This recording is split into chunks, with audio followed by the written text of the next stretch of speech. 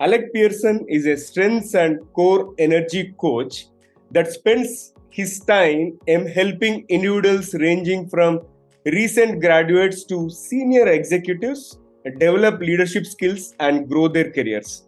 Alec also helps individuals who are experiencing stress, anxiety, and burnout, and individuals who want to transition into a new career. He also works with organizations to help them strengthen their culture and improve teams' productivity besides improving or enhancing employee engagement. He's a guest lecturer at a couple of UK based universities, teaching and coaching undergraduates as well as postgraduates within the areas of leadership and professional skills development. And before we get into conversation with Alec, I'm going to ask him a few random words so that he has to answer whatever the thing that comes to his mind in the form of a word or a sentence. So Alec, I'm not going to put you on spot, but just it will give an opportunity for audience to get to know the other side of you. Okay. So here comes my first word, movie. Shawshank Redemption. Oh, nice. And invention. Oh, do you know YouTube? I love YouTube. Future. Intriguing. Book. I like football, so I guess, Alec Ferguson's biography. He was the manager of Manchester United. I'm not a Man United fan, but I did enjoy his story. So. Okay, got it. And then water. Refreshing. Food. Oh, spicy. Has to be spicy. Place. Mallorca.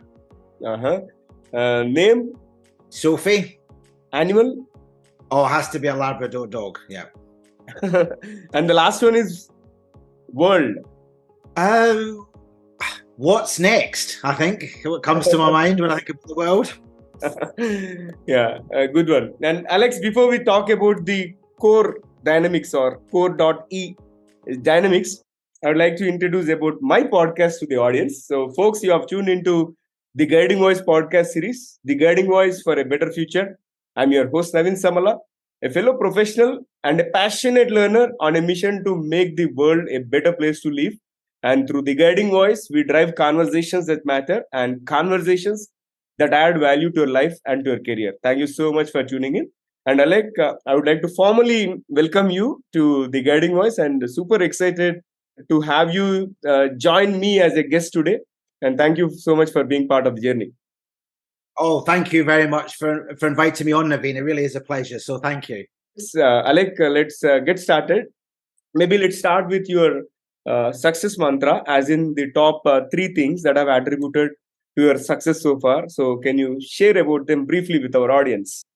Yeah, I think for me, the 3 things that have attributed to my success has got to be perseverance, passion, and patience. If you enjoy what you do, then for me, it makes life a lot easier and it enables you. I think you will actually be more productive. You've got more passion, behind what you want to do. But I think, when I think about where I am now and how I got to where I am, which is now a full-time coach, I had a lot of obstacles to go through. I had a lot of learning to do at the same time, but you've got to keep the faith. You've got to say to yourself, look, this is what you want to do. You're determined to do it. So keep persevering. But one of the lessons I'm much better at it now, wasn't so good at it a long time ago, was patience. Because I think when you're even setting up any new business or any new project that you might be involved in, typically things don't come when you want them to come. Yeah. Okay. You've got to have that patience. But if your passion's there and you keep persevering, because typically you will have roadblocks, things won't go how you want them to go. But, it's interesting. The more I think about this, when we think about perseverance, for me, it keeps you, if you think about, let's do that bit again, because I've blanked on that bit. Right. Yeah. When you think about perseverance, for me, when you have that hunger and you really want to do what you want to do, you believe in what you want to do, that's what keeps you going. And again, that very much links to passion. But there's one more I add to the 3 Ps, or my 3 Ps. And that is what I've learned is sometimes run on your gut feel. I was pretty bad, many years ago when I was in my 20s, I was listening to what others were telling me to do.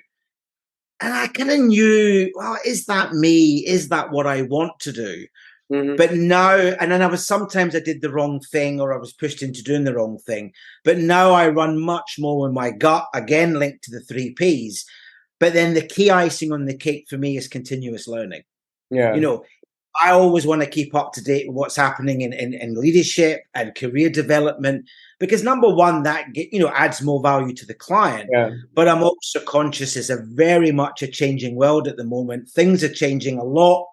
There's been a lot of disruption the past couple of years in particular, and with the changes of technology. So I need to keep up to date with that. And I think when you have that continuous learning, you're continuously growing, and that feeds your passion, that feeds your perseverance, and makes you a bit more patient, because the more stories you learn, the more you see what the world is really like and not what we think it should be like. Yeah, I can resonate with you.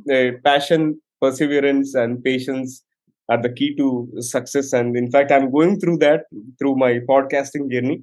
It's been 3 years, and I know results should have already come by now, but I'm making incremental progress. Okay, not just wherein I got some huge success as such, but I'm making incremental progress. And probably without passion, perseverance, and patience, I would have not come this far. And at the same time, I'm learning a lot from each of the guests that are joining this. So I can totally resonate with you. And on that note, let's move forward and talk about your entrepreneurial journey as a coach, right? So, what are some of the toughest lessons that you have learned as an entrepreneur? I think the key for me was learning to embrace failure.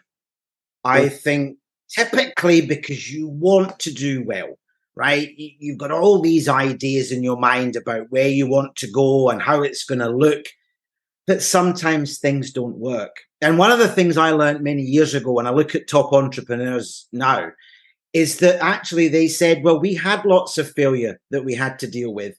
But as long as we learn from that and we turn that into a positive, and I am one, I typically need to learn from failure, because I think it does make you stronger and it does make you a better person.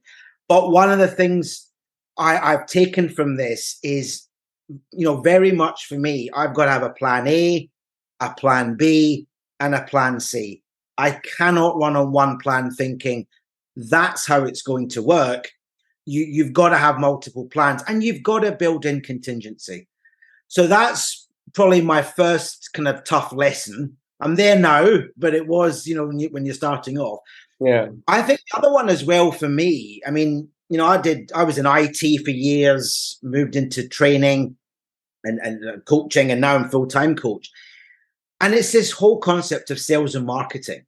Sales and marketing was never my forte, but it's key now for entrepreneurs. How do you target that market? How do you show your authentic self? How do you get your customers to trust you? And it's been interesting, when I keep revisiting the literature and ideas and thoughts on sales and marketing, how much it seems to change every 2 to 3 years. And some people would say, how you would do sales and marketing 5 years ago is very different today. And you've got to take all that on board. So I guess my biggest learning there was, you might think you know how you need to sales and market yourself, but actually understand your audience. What is it they want? And then think about the technology you've got available and think, okay, well, how do I use that to its best effect? If you think about LinkedIn, some of us think we know how to use LinkedIn, but there's so much to the back engine. There's so many algorithms. It works it really works in a way that many of us don't understand. So we've got to try and learn, how does that engine work and how does it work best for us? Yeah. And I think my final one is all about, for me, embracing risk. You know, with the fast changing world now, and as I mentioned earlier, there's a lot happening, particularly over the past couple of years with disruptive change. You know, there's a lot of areas we don't know. So how much risk are we willing to take? And maybe sometimes we've got to push ourselves out that comfort zone. We've got to try things that maybe we were fearful about, or we thought, oh, that won't work and it could really embarrass me. But actually, sometimes we're surprised. And for me anyway, sometimes the things I think won't work or I'm most worried about are the ones that typically do work much better than I thought. So that's another one I would say there, because I think the more we embrace risk, the more that drives innovation, the more it drives growth. And actually, key for us is building resilience. But then that also links back to embracing failure. You know, if everything goes too well for us, what do we learn as a result? Are we developing as that better person? I don't know. Sometimes I think we need those knockbacks, but as long as we learn from it, that's my key message on that anyway. So. Yeah, that's great, Alec. And let's move forward with the next one. Can you briefly talk about this COR Dynamics? Or I don't know, how do I spell it? Like, is that just COR.E Dynamics or COR Dynamics? It's CORE Dynamics. No, I was introduced to this last year when I did my coach training program with IPEC. And this, for me, CORE Dynamics is the icing on the cake when it comes to coaching. Because what it's looking to do, and what it does really well, is it's given me the tools as a coach to really dig deep with my clients and understand what is making up their energetic profile.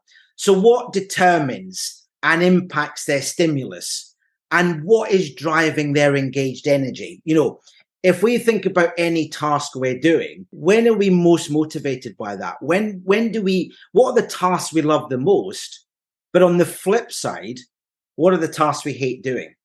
Because typically when we don't like doing something, we have less energy. We have less what we call anabolic energy, which is, you know, high levels of energy.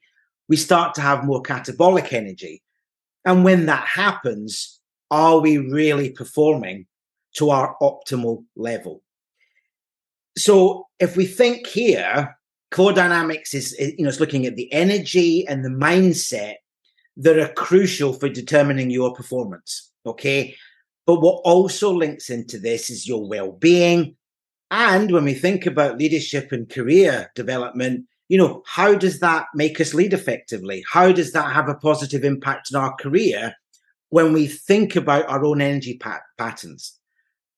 But the other flip side of that as well, and what also CORE Dynamics is helping us do, is look at our emotional intelligence, look at what's going on around us, but also understand more about our limiting beliefs. And Naveen, I don't know if I can pass this to you. When you started your podcasts, what limiting beliefs did you have when you started this? What was concerning you? I didn't have concerns by myself, but people around me said, why don't you focus on accent neutralization since you're catering to a global audience? Right. So I focused on that a bit because of suggestions from outsiders. And other than that, my passion drove it completely because I've been sharing the knowledge and wisdom which I've acquired, and I'm passionate about connecting people and introducing their concepts to the world. So that's how I move forward. Excellent. Good stuff. Okay. So would you suggest then that maybe when you think about your initial idea, that actually you shifted your perspective as a result from conversations with others? I would not say that, because the central idea remained the same. Only thing is I try to improve myself and get better. That's it. So it's developing that growth mindset and developing your skills as a result. Right.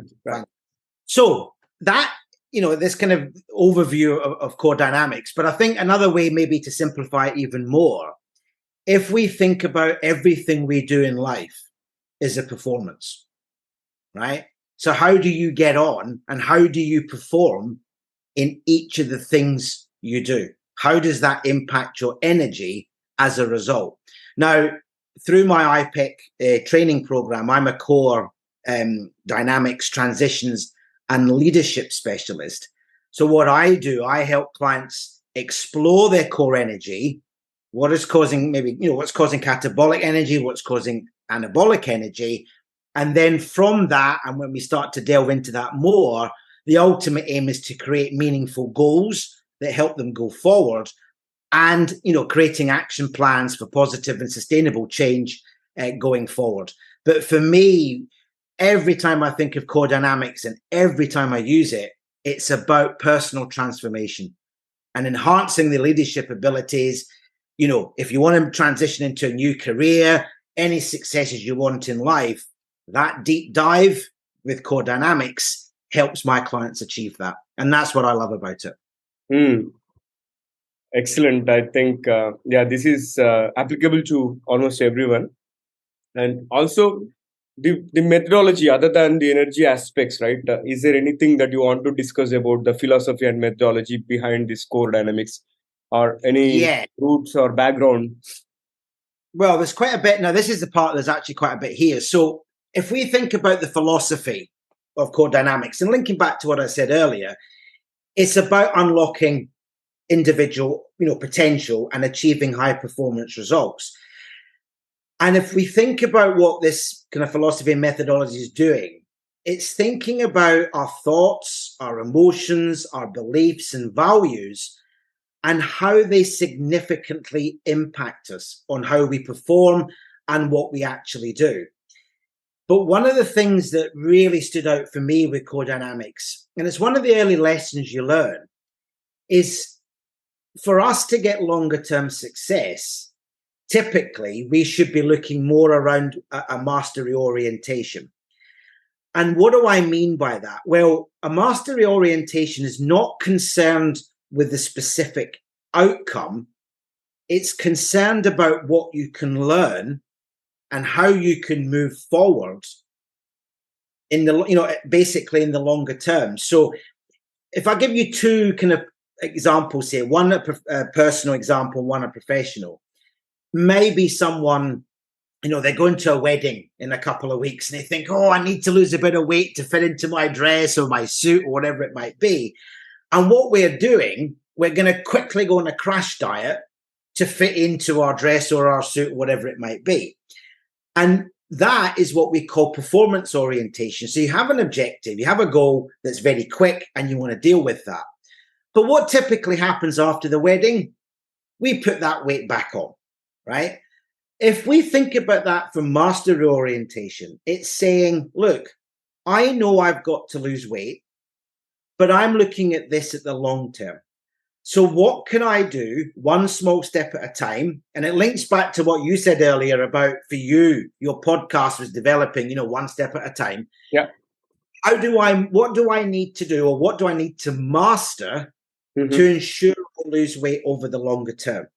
Yeah. Okay. It's not one specific outcome. It's looking at this long-term strategy to make you more healthy and lose that weight much more effectively.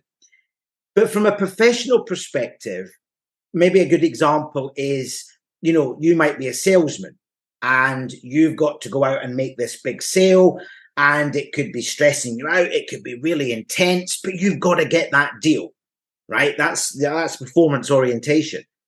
Master orientation says, look, you're going to learn over the longer term your sales tools. When you start to learn your sales tools, you'll become much more effective at selling. It becomes much more natural. Then you'll typically get more feedback from clients. So it's that longer term process. Okay. Yep. And if you think about what I was saying earlier, when I think about, what is key for me and what's driving what I do, it's that growth mindset. It's that continual learning, which is key. But if we think about the core elements, the kind of elements around COR Dynamics, as I've kind of touched on, this is around energy, but to delve in a little bit more, it's about energy leadership. So it's getting the client to be much more aware of their energy at particular moments. And I might well ask a client over a typical day, over a typical week, what are the parts that are getting you down? When are you starting to get stressed? When are you starting to have fear, anxiety? When are you getting anger with others? Because there's something not right there. And we've got to try and resolve that. Okay. So that's one, we do a lot more on that. And I'll talk a little bit more about that later. But to do all that, we've got all these frameworks and we've got these tools that we follow. And I work with on my clients over a period of sessions, to really understand what is going on with our core energy. And there's a tool that IPEC have developed called the Energy Leadership Index. And I run this assessment tool with my clients, and it tells me, much more about what is impacting your energy levels, both from a positive and a negative perspective. And when we get to the root to that, what we have here with methodologies, we've got goal setting methodologies that we use. We've got action planning. So it's very much, as I say, for the longer term, but there's a lot of methodology behind it that as a coach I use with my clients to help them go forward. Okay. And can this also help individuals become true masters of themselves? Like, does it help in self-mastery? Yeah. No, really, really great question. What I love, there are two aspects to COR Dynamics that is important for me as a coach to work with my clients. If we think about our life, right, what COR Dynamics is saying, there are 6 key influences in our lives. First is spiritual, then we have the mental, emotional, physical, social, and environmental. They can work for you or they cannot work for you. And they might, if they're not working for you, detract you from what you're trying to do. And again, if I think about, when you're feeling stressed or this lack of engagement, I want to know what's going on. And when we start to dig into these influences with our clients, it's giving them this opportunity to start reflecting and sitting back and thinking about their lives. Now, if you think about leaders today, and generally many of us in the workplace, how often do we get to reflect and sit back and think about what we're doing? I mean, I don't know if I could pass that to you, Naveen. Do you get much opportunity to sit back and reflect on, how your job's going, how your life's going, and what are the stresses and strains that might be happening? I do that quite often, and I do my own strengths and weaknesses analysis quite often, and to see whether I'm progressing as per the plan. And if at all some adjustments have to be done, I make sure that I'm acting on them. And there is a personal me time every day during my morning workout. All these things keep revolving in my mind, and I do those kind of things. Excellent. That's good to hear. No, that is really good. And how do you think that is helping you by doing that? Yeah, see, essentially, we are the master of our own destiny. That is the philosophy which I strongly believe in. And because you know yourself better than anybody else, right? Yeah. So by doing this self-introspection, it helps me find out, okay, my true behavior, intended behavior, and what is the impact caused by that, and basis which I can clearly understand, okay, where I'm lacking or where I'm good at, and take appropriate actions. Yeah. Okay. Excellent. This is what we're leading to here. So this is really good. So this is good. So if I think about, I'm going to talk a little bit more about the influences. My recommendation to those listening to this podcast, the first one I mentioned was spiritual, and I don't mean that from a religious perspective. Yeah. This is about, everyone understanding, what is your purpose to what you are doing now? So if we think about career, why are you doing what you're doing, right? How does that align with your beliefs?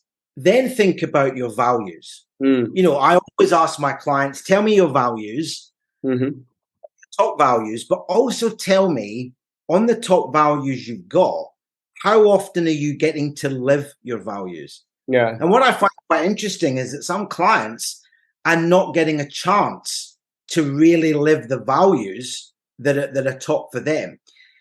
So when we look into that in much more depth, I then want to understand and think, okay, when you think about your purpose and beliefs and values, how does that relate to your vision? So where are you going? in the next 6 months, in year, 2 years, 3 years. But then how does that link to your goals? Yeah. And it's very interesting for some clients, they haven't really thought about their vision. They've not thought about the goals that they want to achieve. When we start to develop that, I then need to understand how committed you are to reaching that. Because what sometimes happens is we've got an initial vision, we've got an initial goal, but when we probe into it, actually we're not that committed. So if we're not that committed, is that where we should be going, or is that what you should be doing? Okay. So these are the kind of things I'm looking at in the spiritual influencer. And then once we try and understand that, I then want to understand the kind of mental influencer. So if you think about anything you are doing on any given day, particularly at work, how present are you in what you're doing? If you're not that present in what you're doing, why? Why is that the case? And then how does that impact your ability to concentrate? So if you're not present, you're not concentrating, does that therefore impact your focus? Yeah. If your focus is impacted, then are you really being creative? Is there much intuition in are you able to access your intuition as much? Again, if that is not happening, then typically it sounds like there are energy blocks there. And we need to understand why and what is going on in that particular area. So again, these are, as we go through the influences, it's fascinating when you ask clients these questions, and it helps you go really deep down, see what's going on. Yeah. Now, it could be that spiritual and mental influences are pretty much there. You know what you want to do, but actually the emotional influence is causing a problem. So maybe we've got issues with your needs and desires. Maybe they're not being met. Maybe that's what's impacting your motivation. If we're not emotionally involved or we feel satisfied emotionally, again, that detracts our energy. It can impact our mental influences and our spiritual influences. But then we have the physical influences. Again, it's very interesting over the past couple of years, I'm seeing with clients now, I think the physical influence for some of my clients has been a key aspect that's impacting the other influences I've talked about. And what we're talking about here is, are we aware of what our body's telling us? Are we getting enough sleep? Are we getting enough exercise? Are we drinking maybe too much coffee, too much caffeine, which is having a negative impact? Are we doing the exercise we need to do? All these things, again, can impact our energy and impact other things we're trying to do. So I'm very keen to always dive into the physical influences and make sure they need to be where is the client. And then the other interesting aspect, again, you could maybe link this to physical. Again, I'm seeing a little bit more with hybrid working or more people working from home. They're getting less social interaction. And what I've found from clients is that actually when you start to question what they want from social interaction, i.e. being with people, they start to realize that actually not being with people is starting to impact them because they're not getting enough external stimulus from others. Yeah. They may need to ensure they're socializing with the people they like, or their work colleagues, or whatever it might be, enough times per week or enough hours per week to drive their energy. And it was very interesting during lockdown. One of the things that particularly I saw this in the UK, some people were desperate to get back out and socialize because it was really having an impact on their energy levels. Therefore, it was impacting their mental area, it was impacting their spiritual area, and so it goes on because our energy was quite low down. And then the final aspect is around the environmental. Where you work, as an example, is that right for you? Is it too hot? Is it too cold? We've seen some people, and I've had to do it, if you work from home a lot and you've got young kids, the environment's probably too noisy. And I've had to get an outside office. I know others have had to, because if the environmental influencer wasn't right for me, it's impacting on my other influencers. So that's a kind of overview. But for me, having that framework gives me so many fantastic questions for clients to really find out what is going on. Mm-hmm. And then once we know what's going on, we then look at the core disciplines. So the first part of that, are you fully aware now of what is right for you? Awareness is key. Now, you mentioned there that, we should know ourselves better than anyone else. And it's great, the amount of reflecting you do and you sit back. But I know there are others that when I ask them, tell me about yourself, they struggle. Or they tell me what they believe is true, but it's not actually the truth. Yeah. Because they've never had this, deep dive or deep reflection of themselves. And then once we start to understand who we are and we build that awareness, then we start to accept ourselves. It's about accepting who we are. Because for us to move forward and for us to do anything, we've got to be happy with who we are. Now, there's much more to this. And, I'm just touching, kind of briefly touching on this. Yeah. But that is a kind of overview of what COR Dynamics is, doing for clients and the kind of philosophies and frameworks it provides. But, for me, it's that deep dive and it is just so transformational. Absolutely transformational. Yeah. Looks like we have just scratched the surface and there is a lot to learn. Yes. And we can plan deep dive episodes in future also. And with that, let me move to my next one. This is from your coaching experience or expertise in coaching individuals and organizations through various transitions like career changes or organizational changes. Like, can you briefly explain what are the trends that you have noticed during this? I think one of the interesting things is I'm getting more clients coming to me in relating to career transitions. Now, if you think back to what I was talking about, the spiritual area there, when you start talking to clients about why they want to maybe change career, into a new sector, new type of job, or, move to another company, it's very much about that their goals have maybe changed, their values have changed. So there's a lot of that going on. I think a lot of people are now looking at, some people will say that the 9-to-5 job for many of us is no longer what we want. What we want is changing.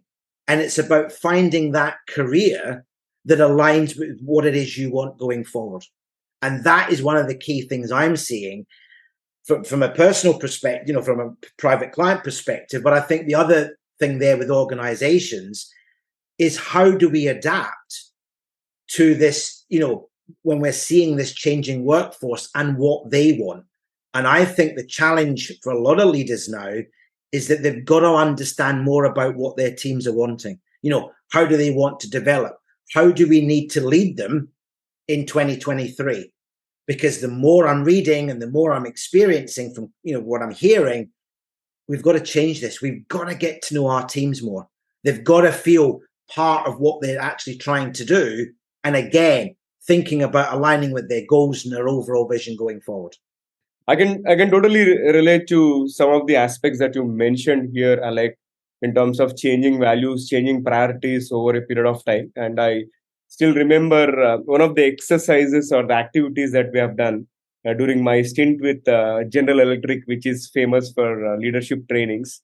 And I attended Foundations of Leadership, and there we were given a deck of cards which talks about the priority of a person depending on their life stage. And since I was at the early career, I was ambitious about career and getting higher salary kind of thing. And whereas people at the mid career and people with a lot of experience, they wanted to balance their work life. Likewise, our priorities shift over a period of time, and I can totally relate with that. And this conversation has been going fantastic, but it's going fantastic, and let's add some spice to the episode. I'm going to kick off the second rapid fire round with your consent. And again, here also you can answer briefly to some funny questions that I'm going to ask. Okay. Okay. All right. So here comes my first question. If you could have one gigantic billboard anywhere with anything on it, what would it say? Oh, it would have to link to my passion, which is, I want to partner with you to reach the goals you want or you deserve. I think that's what it would say. So, Okay, moving to the next one. What is one thing that people don't know about you? oh, I guess it's my side hobby of I quite like train. In the UK, the kind of train system, and just interested in trains, really, but nothing more than that. But I guess it's a thing not many people know about me. But little kind of part time, little side hobby. So Mm-hmm. And can you describe yourself in just one word? responsible. Responsible. All right. Moving to the next one. What is the weirdest thing that you have ever eaten so far? Oh, is it blood? Blood soup, which I think is called I can't remember, tua dum or something. It's basically a Thai soup, made with pig's blood and mixed with herbs and spices and offal. It was very interesting to eat, but it's certainly the weirdest thing I've eaten. So yeah. Difficult to imagine, and I don't know how it tasted. Moving to the next one. If you are given an option to choose between invisibility versus super strength, which one would you choose, and what would you do with that superpower? Oh, super strength, I think I would pick. Okay. And is there anything specific that you would like to do after acquiring super strength? Oh, what would I do with that? Oh, retire in Mallorca, I think. That would be some strength to get me to retire to Mallorca, where it's like sunny 300 days a year. So yeah, that would do me. Where I live is you get a lot of rain most of the time. So yeah. Okay. Last one for the rapid fire. What is one electronic gadget or a fantasy gadget that you would like to see or invent yourself? Oh, do you know, a PC? I mean, seriously, a PC that actually works and doesn't hang or doesn't crash. It just works. So a version of Windows that was actually any good. Is what I would say there. Yeah. Yeah, that is a common problem with Windows. So I think you have to move to Mac now, at least. I moved from Mac back to Windows, and then Windows is trying to force me to move to Windows 11, and I'm like, no, I think I'll just stay where I am. But yeah, maybe eventually I'll need to move, so or upgrade. Yeah, interesting. And with that, let's flip back to the mainstream. And what will be your one piece of advice to those aspiring to make big in their careers? I think for me, key piece of advice: what is your passion, and therefore go and pursue it. However, adding to that, think about what does that vision of success related to your passion? What is it? And then what does it mean to make it big? That would be my one piece of advice. Because I see it, the more we're passionate about something, the higher the chances we do much better. Yeah, truly agree. Understand your strengths and understand your energy. Do that, it makes it even more easier. Super powerful. And before I let you go, maybe you can share how has been your experience being hosted on my show? Oh, it's been fantastic, Naveen. I really appreciate it. No, it's been really good. Thank you very much. And yeah, thank you so much, Alec. And I really appreciate your time and all the insights that you have shared, and very powerful and actionable insights. And thank you once again. Have a fantastic day ahead. Okay, thank you very much. All right. So, friends, that was our episode with Alec Pearson. And before we move into the trivia section, here's a request to you. In case if you haven't subscribed to us already, please subscribe from the app wherever you have tuned in from. Also, request you to leave a rating or review on Apple Podcast or Spotify so that we can reach wider audience. And also, if you have loved this episode and found the conversation useful, please share with at least 3 of your friends or colleagues who can benefit from the guiding voice. And thank you so much in advance. Now let's hop into the trivia segment. And today's trivia is about executive coaching. And after having a powerful conversation on the COR Dynamics with Alec, I thought I would share you 2 important facts about executive coaching.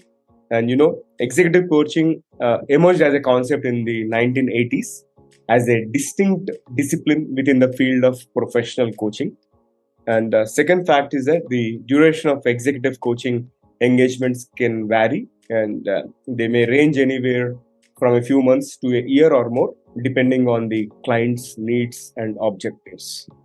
And research studies have shown that executive coaching can have a positive impact on individual performance, leadership effectiveness, and organizational outcomes. And in case if you are trying to engage one, I think Alec Pearson is the right person. So you'll find his LinkedIn profile link. You may connect with him. And likewise, if you have any tips on how to get better, and if you are aware of any frameworks like COR Dynamics or something else, please feel free to share those details with us. And that's all for today. Thank you so much for tuning in.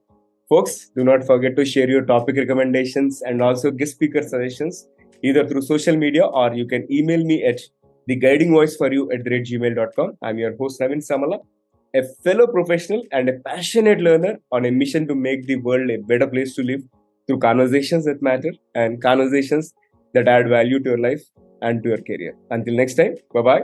See you all in the next episode with another wonderful guest. Take care.